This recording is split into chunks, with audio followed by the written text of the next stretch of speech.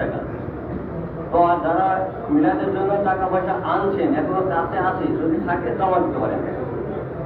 আমাদের সভাপতি সাহেব আছেন, উনি টাকা উনি একটা পরিকল্পনা আছে, তার উনি কিভাবে সমাজের বাইরে বিতরণ করে সেটা চিন্তা চালানো তলাটা না করে শুধু বারবার কিন্তু ইস্তেগফারের কথা বলতেছে।